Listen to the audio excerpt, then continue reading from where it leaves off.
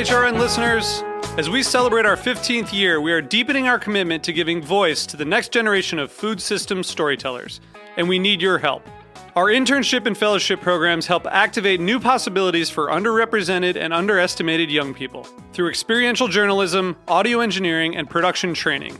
Through these unique programs, HRN helps food equity stewards build essential workforce readiness skills that expand their potential and foster economic mobility. Please consider supporting these critical programs.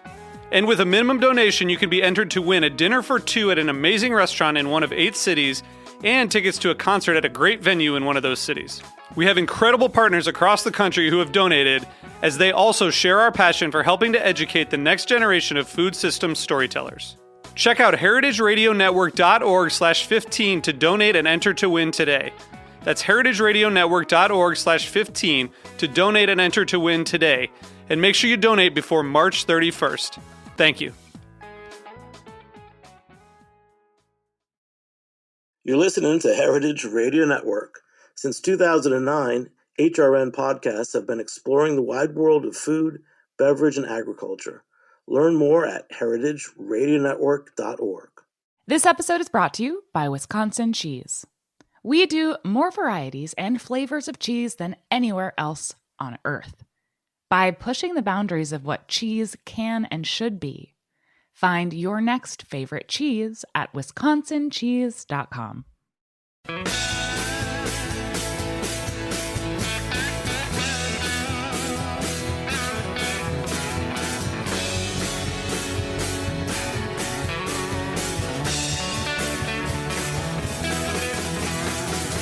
Hey, welcome to Beer Sessions Radio on Heritage Radio Network. It's Tuesday, December 12th, 2023. I'm Jimmy Carboni. I'm the host of Beer Sessions Radio. It's our last episode of the season for 2023, and we'll come back in January. It will be our 15th year on Heritage Radio Network. The theme of this show is my favorite beer list of 2023, why craft malt is sexy. Let's go around the room, and everyone's going to introduce themselves. Start with Todd. Hi, I'm Todd Mott. I'm with Tributary Brewing Company in Kittery, Maine, and our flagship beer is a pale ale that we brew with predominantly Blue Ox, pale malt, floor malts, and pale barley. Great. Joel? Yeah, my name is Joel Alex. I'm here with Blue Ox Malt House. We were and soon will be again North America's largest floor malting facility. Traditional floor malting facility, but right here in Lisbon, Maine. Congratulations. And Tyler? Hey, I'm Tyler Fitzpatrick. I'm with Lamplighter Brewing Company in Cambridge, Massachusetts. Last year, we sourced about half of our malt from Blue Ox Malt House, grown and malted in New England and Maine. And we're pretty proud of that fact. That's great, man. And Ian? Hi, my name's Ian Goering, and I'm with Blue Ox Malt House. All right, so we all know each other from different parts of the beer industry, but a year ago, earlier this year, in March of 2023, Joel, you guys brought together a really cool beer list. It was the Craft Malt Conference in Portland, Maine, long awaited, and many of our favorite beer bars places was Novari Red. We want to talk about that a little bit, and then we'll also talk with each of you about the role of craft malt in your brewing and the beers that we actually drank that night. And why I wanted to talk about this is that, the last couple of years we've done some great shows with a lot of the craft malt crew, talking from science and agriculture and everything else.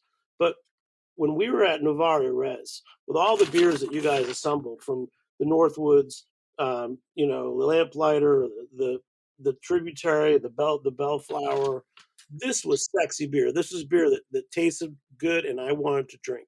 And my highlight of the whole Craft Malt Conference was, for 3 days, I just kept going back to Novari Res for that beer list. So this is what makes people get out of their house and go to a good bar, go to a brewery, and drink and be on premise. And this was just amazing. And I want to tell everyone why these beers are so good, what goes into it. And Joel, why don't you give us the intro about why this was important to assemble this list of beers for the Craft Malt Conference? Yeah, sure. You know, I think we're definitely lucky that in the last 10 years, this last craft beer conference was 10 years that we've had the North American Craft Maltsters Guild. Um, and it's getting more common to find beer, at least in our area up here in the Northeast, with craft malt in it. But what was really awesome about the new Res Blue Ox Malt House welcome event was we just had a lot of beers that were really highlighting what craft malt can be, and what flavors and styles it can support all in one place. And you just sort of just said that, so I'm kind of just repeating it, but it was just really awesome to be able to bring together a bunch of beers, and that just highlighted malt from, specifically we were focusing on the Northeast, so most of the beers included malt from us, but we also had some of the other craft maltsters represented: Valley Malt down in Massachusetts, Buck Farms up in Mapleton. um, yeah, so it was a great event, and really just important to showcase what we can do here. Yeah, no, and it was a delicious day too. When I went in, my first beer I saw, it was Bellflower Brewing, had it's called Weathered Rake. It was a Vienna lager, and at first I thought, wow, I want a Vienna lager. I want a dark lager. I had a Northwoods.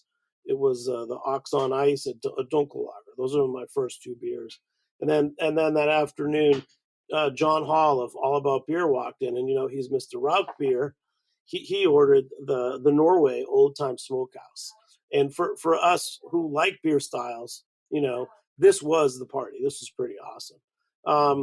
Let's get Todd in and Tyler, and you guys talk about your relationship with Blue Ox, and how long you've been working with Craft Malt, but also like how you work that into your operations, your brew day, as well as like why do you use Craft Malt? Because I know Todd, you serve the Tributary, your pale ale flagship, which is one of my favorite go-to beers. I didn't know that you were using craft malt all that time.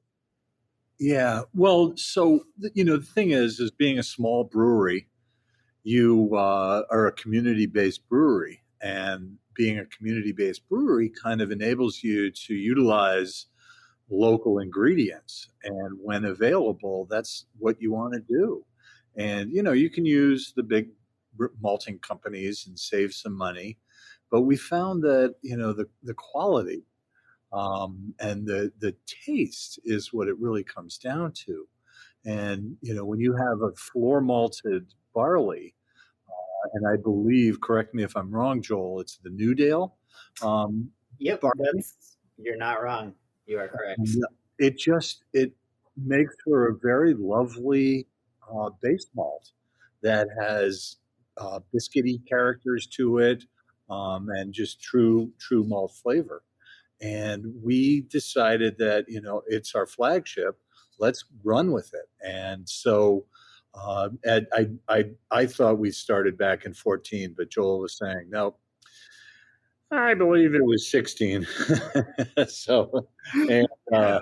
and we've been working with them for a bunch of years now, so 7 years, and it's really remarkable to see their expansion.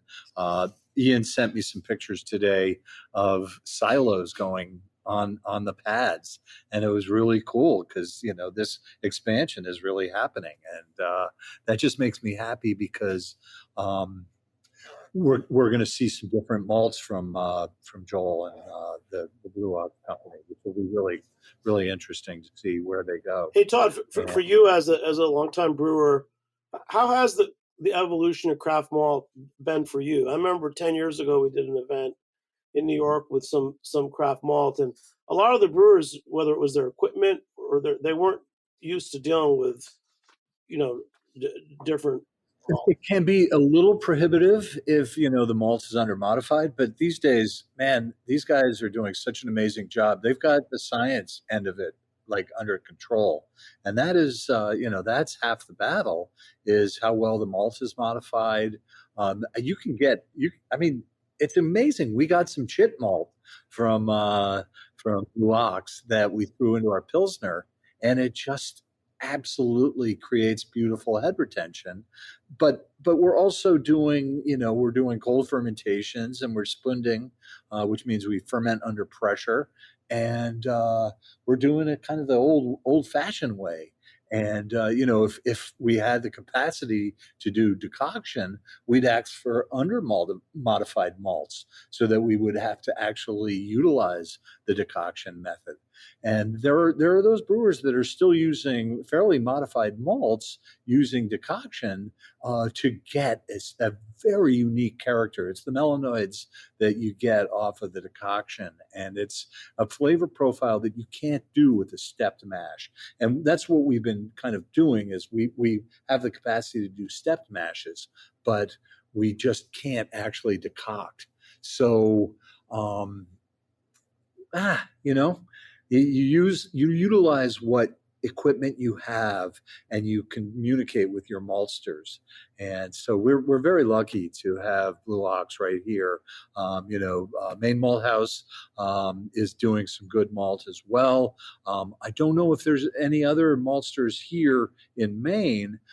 Valley is doing a really great job. Andrea and Kristen are awesome maltsters.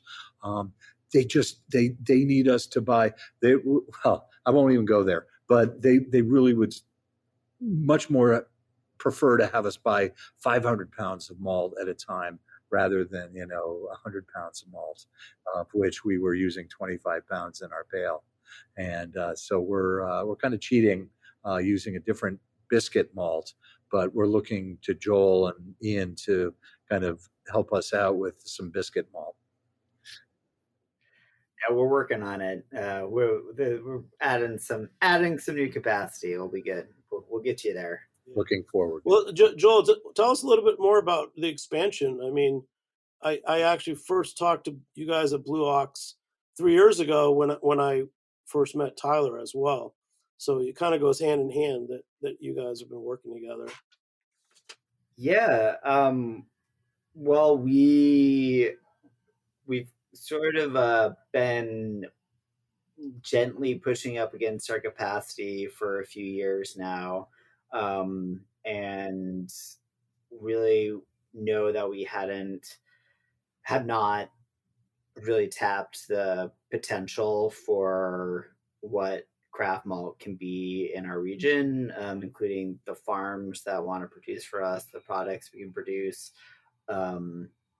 And our existing system has produced super well from us. We've really honed in floor malting, which, early on we definitely had some, I don't know, concern, I'd say, about the consistency you can get out of floor malting. But whatever method you use for malting, just like brewing, it's all about having control over, really in malting, it's after grain selection, which is the most important part. It's all temperature and moisture. You're either trying to add it or reduce it. And whether it's floor malting or pneumatic malting, you can really, if you don't have those controls, you can't produce something consistently. And we've designed our floor malting with that in mind. And we interact with the malt every day.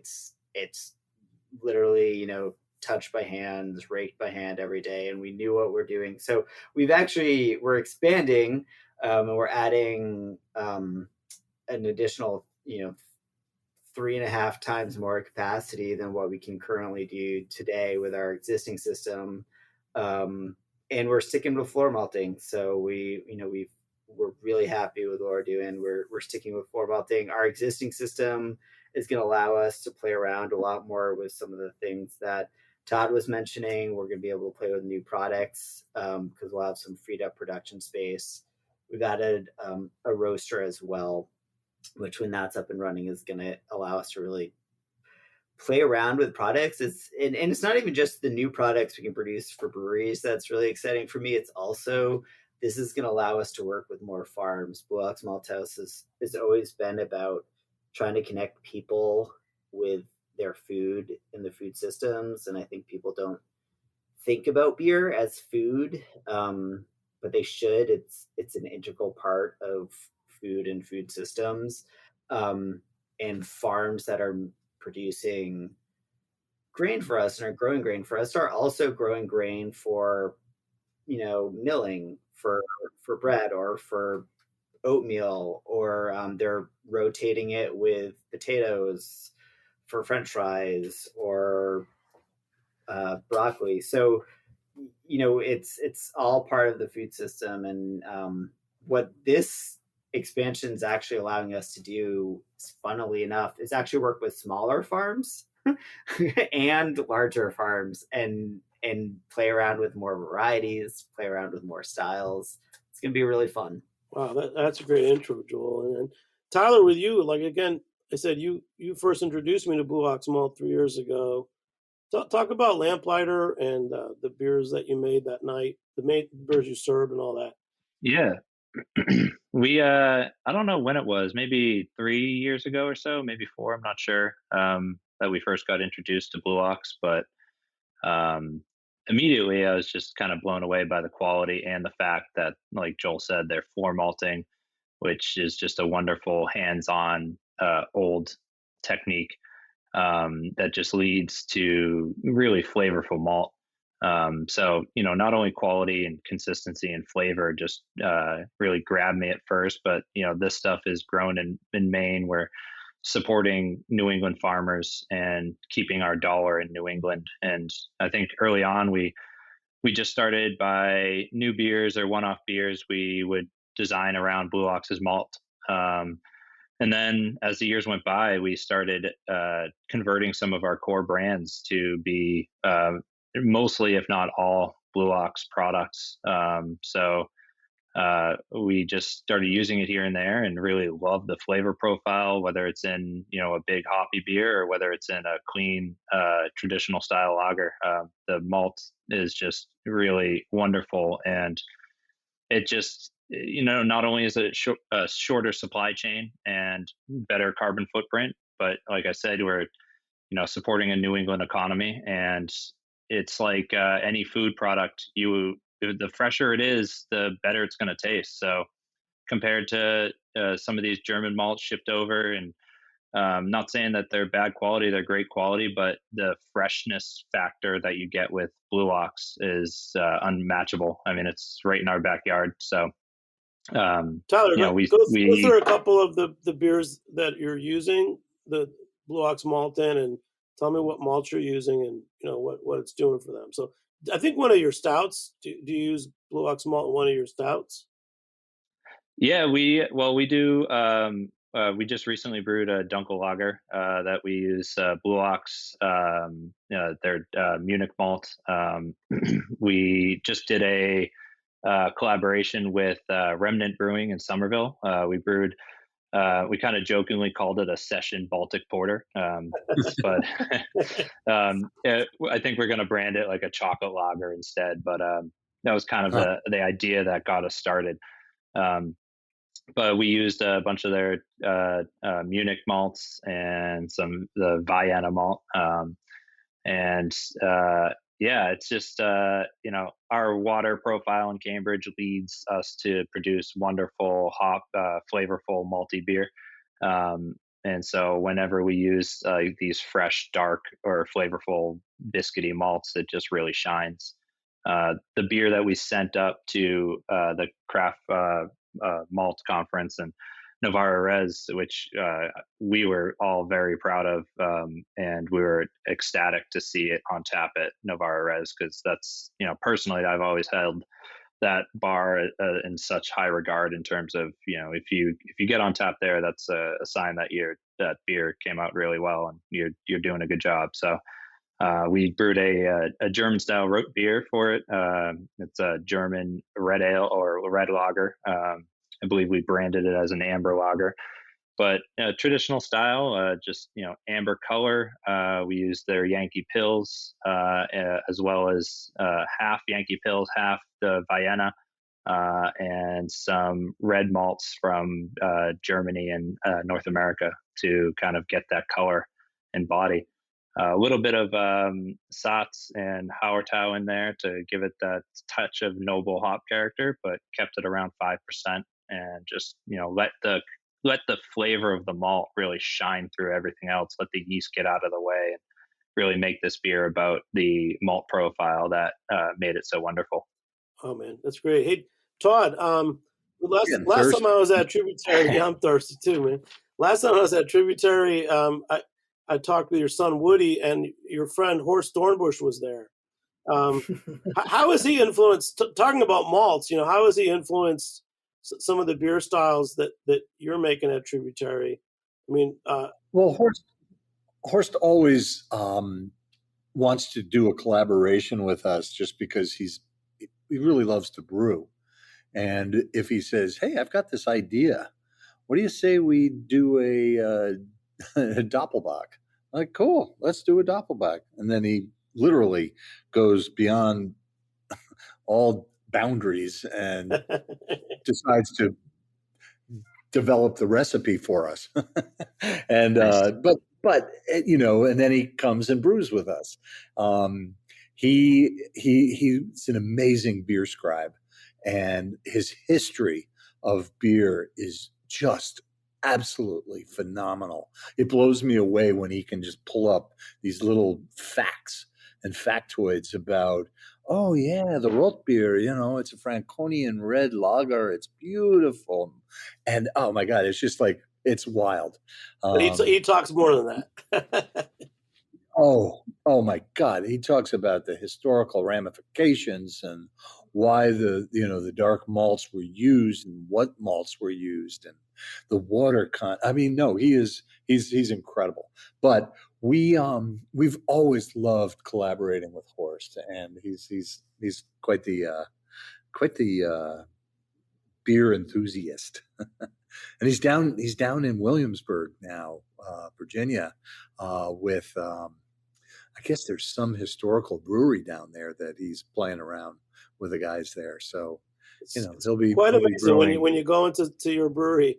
You never know who you're going to run into. I was curious though, like, because he has a lot of German recipes, does he usually prefer to use like Weyermann, the German malts, or Well, yeah, of course, yeah? because he's got a rapport with the Weiermanns. They're really great friends, and anytime we can do a beer with them, with the Weyermann malts, he'll write a story and it will go into the New Brewer magazine. He'll give you specs, he'll give you the recipe, he'll do everything, but he also gives the Weiermanns credit, so they get notoriety on the malts and stuff. What's really incredible is Ian came down and brewed with us about 2 weeks ago. We brewed a Vienna style lager, and we used the Vienna and a couple of Weyermann malts. But I think most of it was Blue Ox. And it has it's been performing really beautifully. It's we just capped it today. I think it's at 2.9 total finishing gravity. Started at 12.4, I think. And so, it's going to be a 6% beer, 5.5% beer. And it's just showing really beautiful flavor profiles. And this is all, Joel's malting process. And we've done strictly Weyermann Vienna style lagers, and now we've done our first New England style Vienna lager, and we'll see how everybody takes it. The yeast is that typical 3470 lager yeast, fermented 48 degrees. It blows sulfur like you wouldn't believe. Place smells like a fart factory for a little while, but we thoroughly appreciate that yeast because it just is such a beautiful yeast strain. And there are a lot of people that poo-poo the fermentous yeasts, but man, they're easy. They're really, really consistent. And we'll see. The beer's coming out. It's got another 4-6 weeks of lagering to deal with. So we'll continue this conversation in 4 to 6 weeks. Oh, that's great. All right. invite me down to one of your Kayleys. I'll bring my fiddle and I'm coming up. try the lager. Yeah. Absolutely. You know what, Todd? You should have a little launch party. That would be fun. Okay. To get We'll work on that. you get Joel with his fiddle, and I'll come up and I'd be up there. And now you got and Joel, Ian's there too. So Ian, it seems like you go around to these breweries and make a lot of fun with them. Yeah, I've kind of got the sweet spot in beer industry jobs. I worked for Todd for many, many years, and he was my mentor and teacher in the industry. And that was where I first got introduced to working with Blue Ox and met Joel. And now Joel basically wants me to go around and play nice with all the brewers, which is not a hard thing to do. Oh man, I lucked out with Ian because I mean, not only does he just have great training, having worked, with Todd, and then for so long, and then Todd sent him out in the worlds, and Ian actually. I mean, Ian knows more about beer than I will ever know, or probably could ever know, because Ian is, I think, like like me, but in different ways. He's constantly learning, and he's so intellectually engaged. So anyway, he's always learning about beer, which means that I could never catch up with him. It's already way. So Ian, what's your visit like when you go to see Todd, or when you go see Jeff at Northwoods? What how about this particular malt and a beer that you guys talked about? Do you assist them with the recipe development? What's your role as the malt? Yeah, so both Northwoods and Tributary both have recipes that I helped write. Todd having a very heavy hand in that. And everybody knows me as a real German-focused loggerhead. So usually the conversation turns to real crisp, clean, traditional German brewing practices pretty much everywhere I go. It's kind of my bread and butter. When I go to Tributary or Northwoods in particular, they usually hand me a floor squeegee and tell me get to work. So that's part of your job. I get it. Yeah. I'm there to make the customers happy and make good friends. So if that's squeegeeing up their puddles, then that's what's up. Yeah. So you were in Northwoods. Is there a malt you recommended? I want to hear like how you as the malt rep can interact with the brewer other than squeegees and helping them out, because I know that's part of it. Yeah, so right now the product that I'm probably the most excited about is Triticale, which is a blend of rye and wheat that Blue Ox is malting. And it's not a cereal grain that you're typically going to find in any industry. So it's kind of a unique thing that Blue Ox has. It's got a really good graham cracker, sugar cookie flavor to it. And I've been suggesting that we put it in all sorts of beers across the board. I get to bring samples of malt with me when I talk to brewers, and it's been really fun munching on particularly the Triticale with the brewers and just brainstorming what beers and styles we think it could go into. Recently, a very small brewery in New Hampshire brewed a Triticale wine with that product, and it was a super fun brew day to check in on and see how that was going. It'll probably be a year before we get to try that beer, but we're real excited for it. I only know. I feel like when I've had some oddball English beers that they might have listed a couple different grains. You mentioned Triticale. I know my friends from the old regional grains movement. That was one grain they've been talking about for 15 years. I think that grain's sexy, and I want to taste it. How do you guys feel about the different grains that you can use and the potential of different grains for flavor? I think that, I think that is the opportunity of like craft malts. We are just like with craft beer,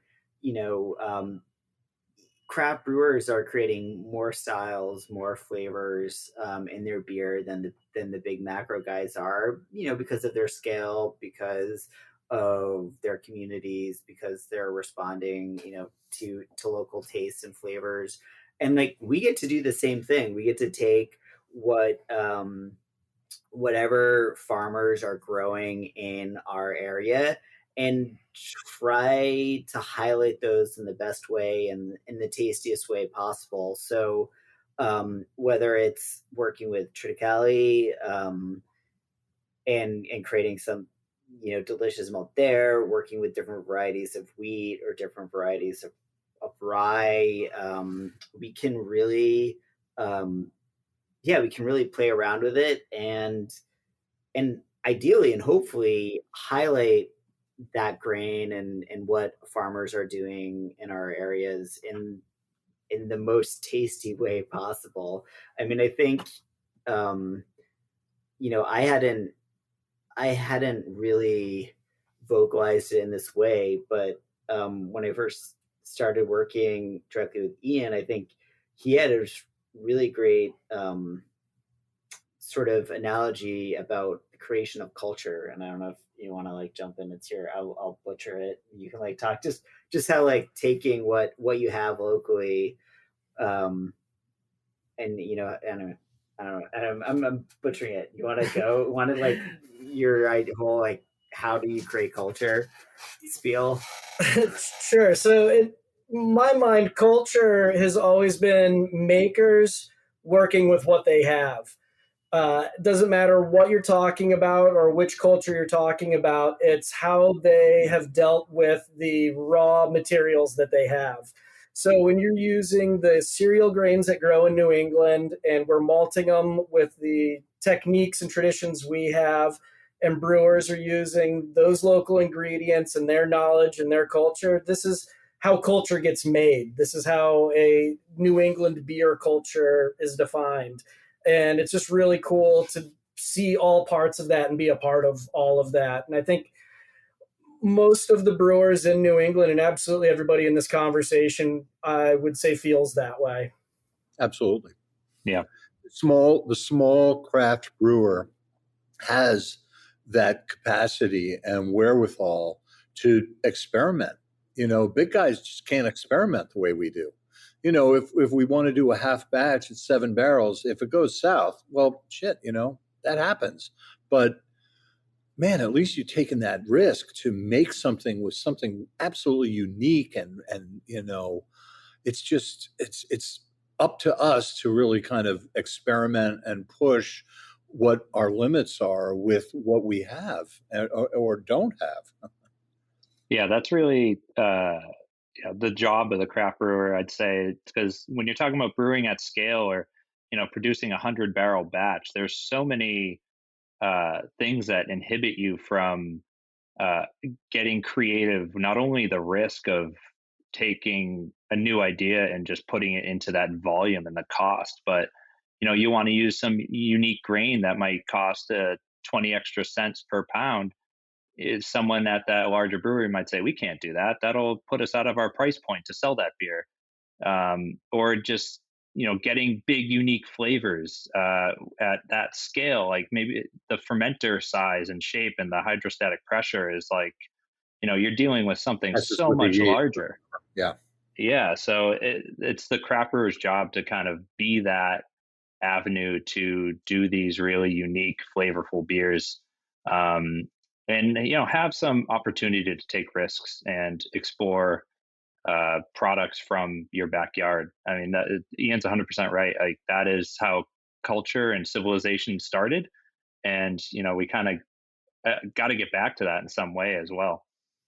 Yeah, I mean, I think just you started asking about like the grains and how we think about it. I mean, that's the opportunity that craft maltsters, whether it's us, with everyone here or wherever your listeners are coming in, whoever their local craft maltster is, that's the opportunity is we get to take what we have locally here available to us and experiment with it and create something new and different, and as we all get a little bit more experienced and we're able to learn and mostly have successes, but we're able to take those risks, which large scale industrial malt houses just can't.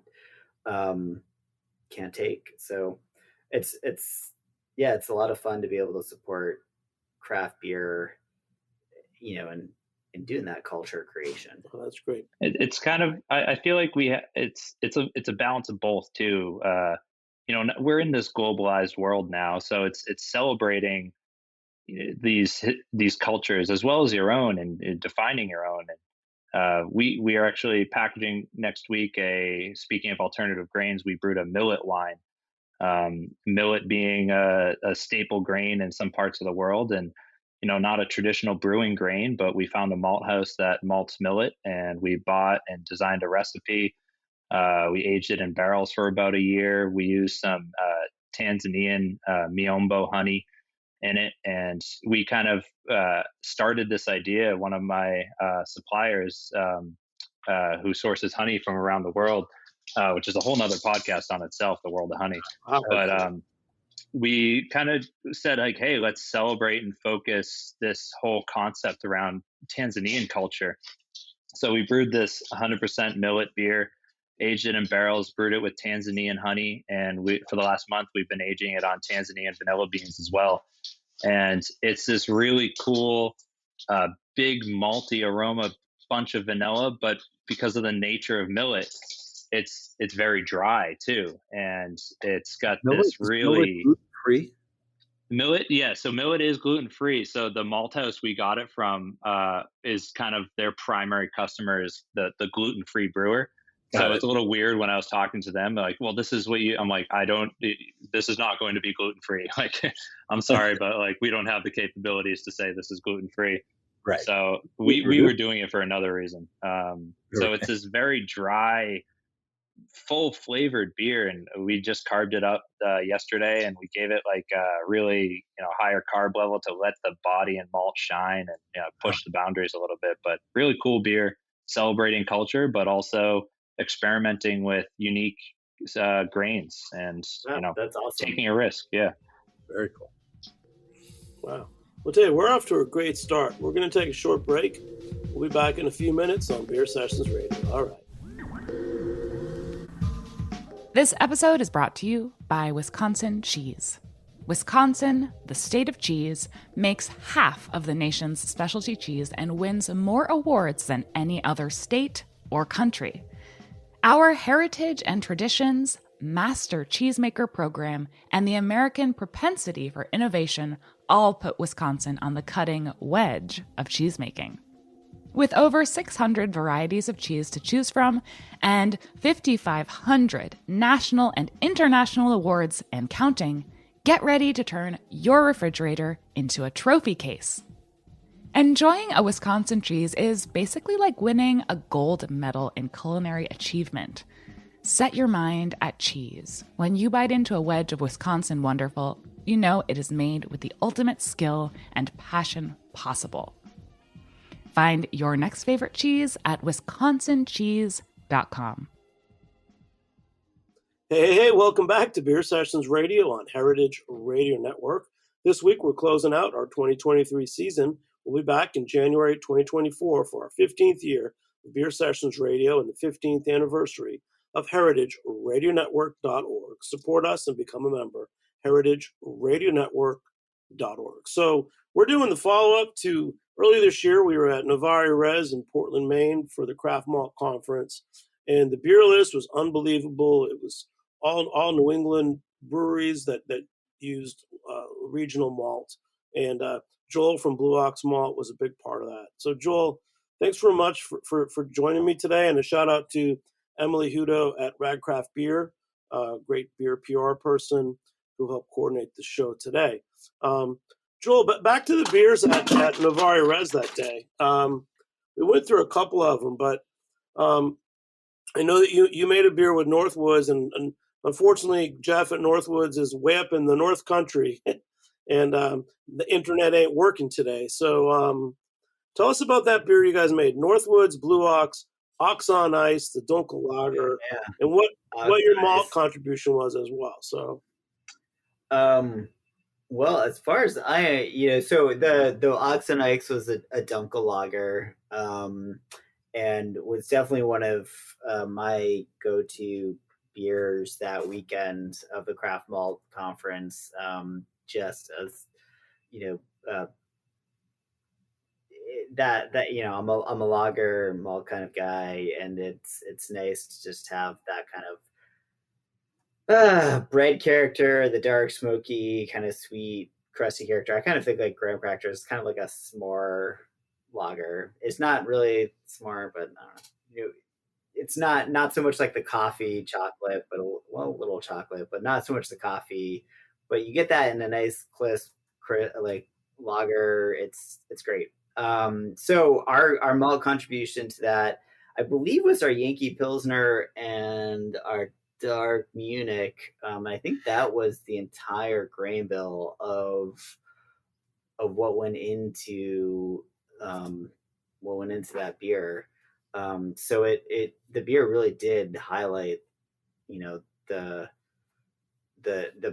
kind of like, bready character of our malts, and the kind of toasted bread crust and caramelly notes of our Dark Munich, which are two of my favorite malts. And I'm pretty sure that when I got there, that was what jumped out at me, seeing a Dunkel lager made with regional malts, and I remember I had a few of those. You guys, brewers, Todd and Tyler, just I mean, I'm an amateur, but I drink a lot. What's the difference when you make a Dunkel lager instead of a lager? And guys, we're talking about lagers. This is really a lager show because everyone's talking about how much people drink lagers, and I like lagers too, but I like some lagers with color. Dunkel lagers, Todd and Tyler. Well, so we have a Tmave Leja, which is a dark Czech style lager, and it's an amber beer. It's not a stout. It's not a black beer, but it has so much character, and it's 4.8 by volume. You can drink this. I call it my Coca-Cola because you can drink this stuff like water. It's just beautiful. The Schwarzbier is a little different. It's got a little more body to it, a little more roast character, but the roast character is like subdued. It's not like a stout. And Tyler was talking about the root beer, and man, that's such a cool beer style that nobody makes, but they call it an amber lager. Yeah. Because if you call it a root beer, they're like, what the hell's a root beer, And so, the cool thing about the dark lagers are that they just have so much more character to them. And again, all these beers take time. And that's what I love about the craft brewers is they take the time. All the guys making these hazy New Englands, there's a lot to be said about them, but I just find them to be just very short-sighted. They tend to go in and come out in 14 days, and I always I've got my degree in ceramics, and it's all about time and temperature and recipe formulation and chemistry and a little bit of magic. And when you make beer, it's really about letting the natural kind of rhythm do its thing. And lagers take time. That's all there is to it. And the longer you let them sit, the better they get. Man, the triglycerides break down, and the beer just becomes this beautiful velvety love fest. And I think the dark lagers are just that, point in point. It's such a beautiful beer style that not a lot of people make. And Tyler, take it from there. Yeah, I mean, to me, the Dunkel is just like the perfect beer for the malt lover. The lager yeast is doing its job. It's fermenting, the sugars. It's creating the ethanol. It's creating all kinds of other flavors. But for the most part, it's getting out of the way. So if you want a beer that's drinkable and full of flavor, but just not a slap in the face of flavor, the Dunkel Lager is the perfect beer to just showcase wonderful malt. You're focusing on really letting it kind of shine. And like Todd was saying with the New England IPAs and stuff, or hazy, juicy IPAs, like I don't know, the analogy I've been making over the years is like it flavor wise, it's like being, absolutely just belted in the face with flavor, and it's big, it's sweet, but there's something to be said for traditional beer styles and why they've been around for so long. And lighter, easygoing beers it's nuance. It's that gentle, caressing touch, and it's not the like being forehanded across the face. It's much more delicate, and it's still full of flavor, but it's drinkable, and it's got plenty of character.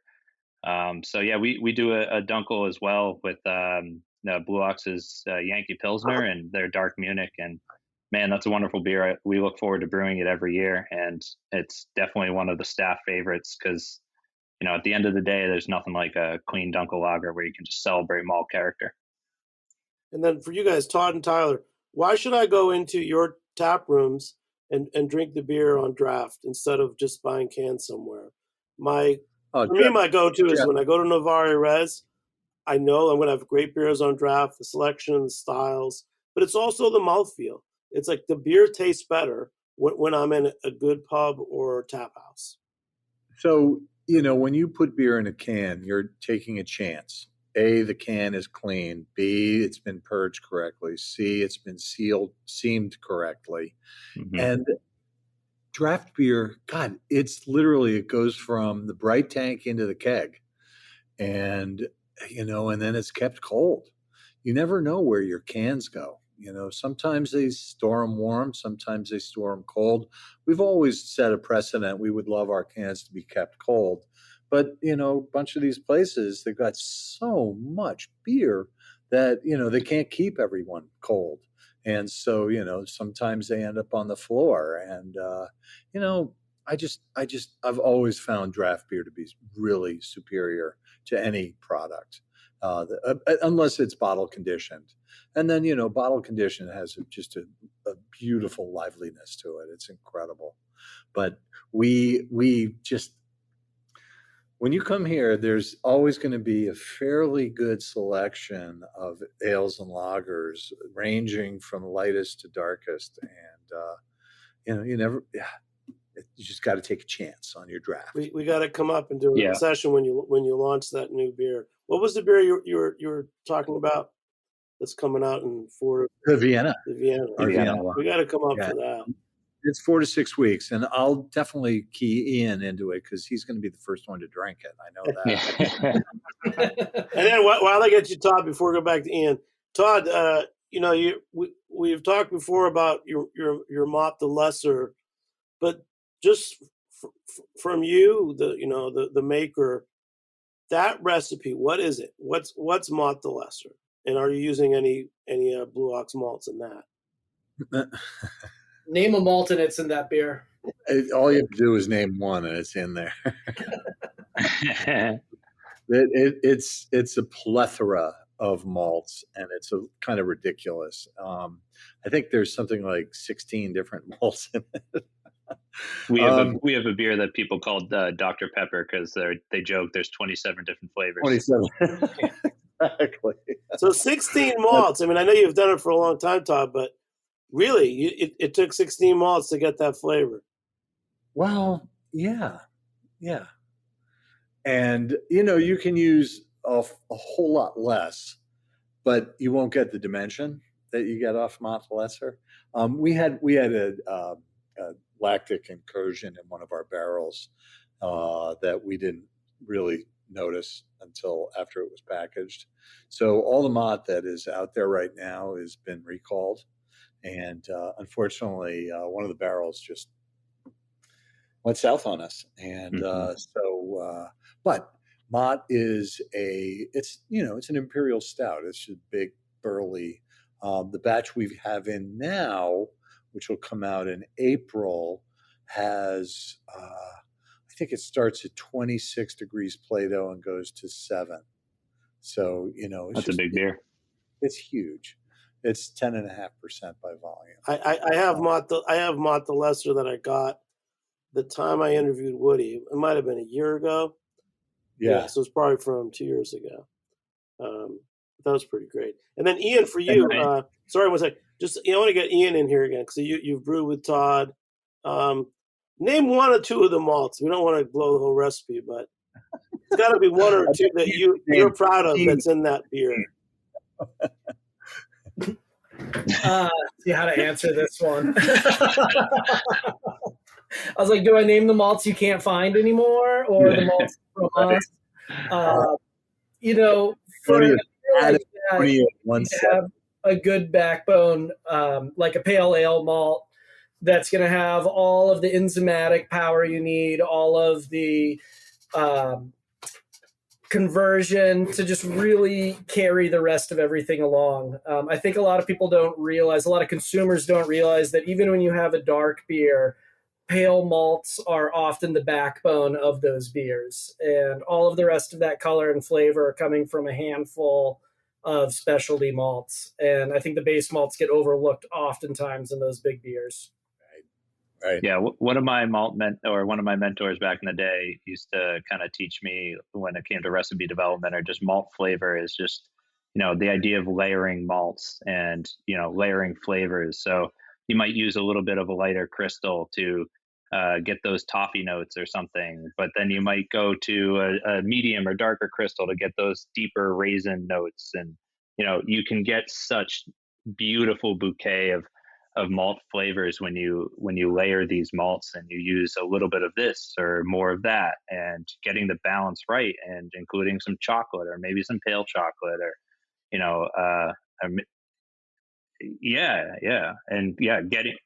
getting color and flavor without the acrid bitterness too. I mean, it's like every choice on the spectrum of malt flavor is considered, and it's like, oh yeah, you definitely want some roasted barley in the stout or something, but maybe you'll split it a little bit. If it's a lighter stout, maybe you'll split it a little bit with some carafa, and that way you can kind of ease the end, tannic bitterness or something. That there's every end of the spectrum you're making a decision, and I think at the end of the day, when it comes to brewing or just general beer styles or just coming up with a new concept, every brewer has to be able to envision what that finished beer tastes like, before it's even created, because you have to have a goal in mind, and you have to make your decisions around designing that recipe with that goal in mind so that you can achieve that flavor profile that you want to get.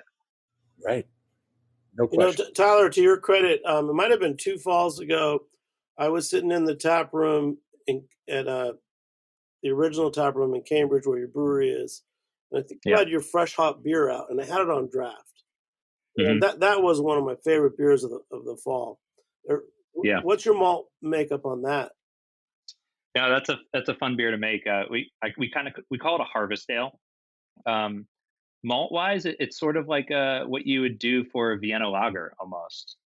It's biscuity, it's malty, it's a little toasted. It's a little bit of caramel flavor as well to give it a little body. Which what we're going for there is a celebration of not only malt flavor but this fresh hop flavor as well. It's kind of like a slightly maltier pale ale in a way. But yeah, malt wise, it's Blue Ox malt. It's I could look up the recipe right now, but it's definitely something that we love to brew every year. It's a little confusing for the consumer because it's like, what is a harvest ale? But it's a bunch of Yankee pills, some Vienna, some of their light Munich, and then a touch of just different caramel malts here and there. And we hop it in the kettle to get the kind of balance right with the malt profile that we're going for, and then we hit it with an absurd amount of wet hops from 4 Star Farms in Massachusetts. And it's always a fun beer to make because in years past, what we would do is Simon, our head brewer back in the day, would mash in. I'd get in the van, drive out, and by the time he was ready to go into the whirlpool, I'd be coming back with just 400 pounds of wet hops, and it's fun for everybody. Well, sounds familiar. Yeah. The surprise guest, which was most welcome to be here, is Todd, and it's really great. This lineup is great. Joel, just to recap the show, it was Craft Malt Conference. We've been in the works for a few years. We're in Portland, Maine. What did it take for you and your team to line up all those beers? I know that Navarre Res was on board. Because you even had, there was a beer from Maine Brewing, Maine beer. There was a Bissell beer. There was an Allagash beer. Well, I think at the Craft Brewers Conference, I did a presentation with Jacob Buck from Maine Malt House, and the purpose of that session was to talk about what's different, like what's happening in Maine, like how have we been able to do craft malt here, and I think with Lamplighter being an exception, a lot of these breweries that were on tap were from Maine. Oh, and of course, I was talking about Northwoods. So what I think we have here in the Northeast is a really amazing, supportive brewing community that gets the importance of utilizing shorter, more local supply chains and supporting their farmers and their communities. And that's kind of backing into the answer, which is, how are we able to do this? We're able to do this because, we work with over 100 breweries, over 120 breweries every year. The majority of those are in the Northeast. We've worked in one way or another with all of the breweries on this list. So they're all excited about craft malt. They're all excited about supporting farming in their community, about supporting their community. It wasn't as difficult as you might think to get people excited to do an event like this, where they can really highlight the products that they are going to make with local ingredients. So, I think, there was, as far as my team pulling it together, certainly, we're months ahead. So we certainly were reaching out in the fall leading up to it, trying to get this on people's radar, make sure people know, but saying yes and getting people excited about putting something out for this event wasn't the difficult part. We just had to show up and let them know about it. And it helped that you had Navarre Res right downtown. So for me, that was my dream. That was my dream beer day.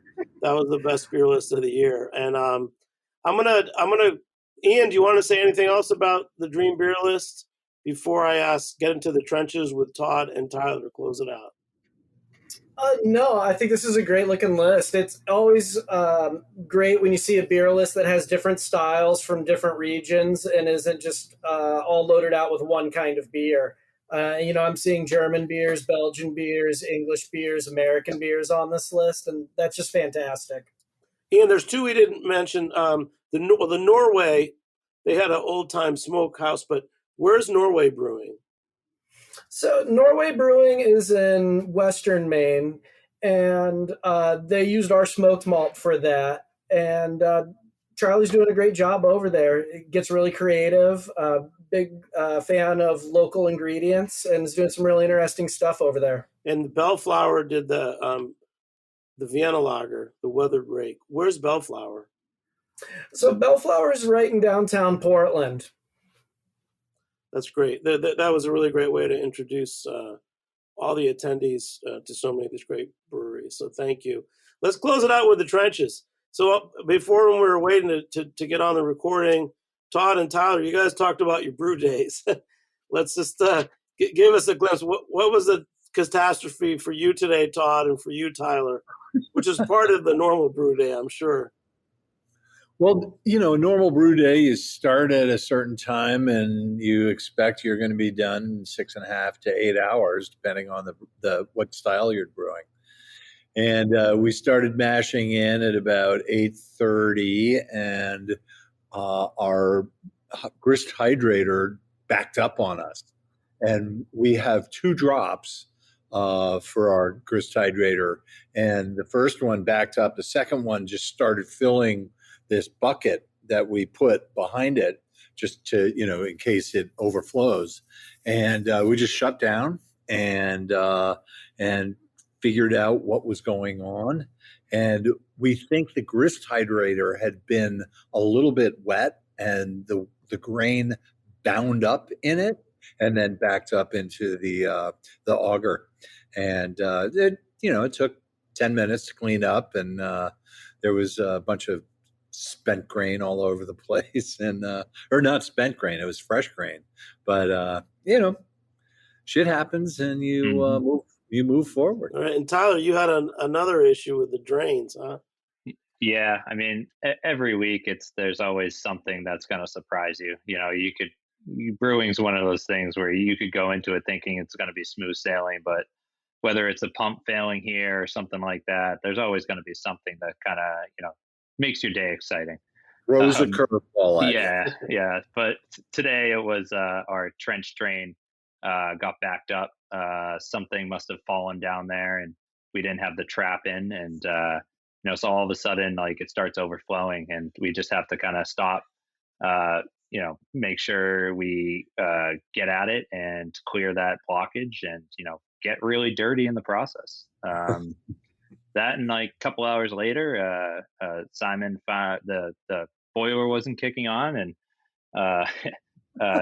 did some electrical inspection and realized that the pilot light wire had been cooked, and so we had to replace the pilot light on the boiler.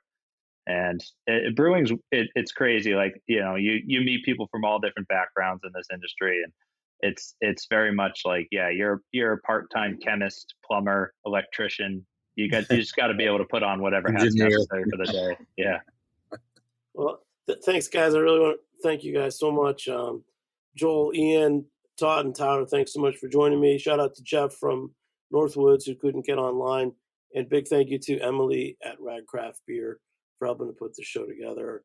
Once again, my favorite beer list of 2023 was the Blue Ox Malt Regional Craft Malt Beers at Navarre Res last March 2023. So great job, guys. And thanks to Armin Spengen, our engineer. This is our final show of 2023. Happy holidays. And I want to say, this is the way to end the year. We're talking about great beers made with regional malts, styles that I love to drink. And I'm going to throw in that night at Navarre Res, there was also Sacred Profane, had one of their Czech black lagers on. So I was in Portland for 3 days, and I was at Navarre Res for 3 days in a row. So that was pretty good. And then we got a lot more shows coming up in 2024 about things like, I was in Copenhagen. We did 3 shows in Copenhagen. One of them is a kind of food waste brewer who was going to tell you things about equipment and brewing with barley and other things. We've got some cool shows coming up. Big thanks again. This was our 14th year. We'll be back January 2024 and our 15th year on Beer Sessions Radio. Thanks so much, guys. Happy holidays. Happy holidays. Thank you. Thank you. Congratulations on 14 years. Beer Sessions Radio is powered by Simplecast. Thanks for listening to Heritage Radio Network. Food radio supported by you. Keep in touch at heritageradionetwork.org/subscribe.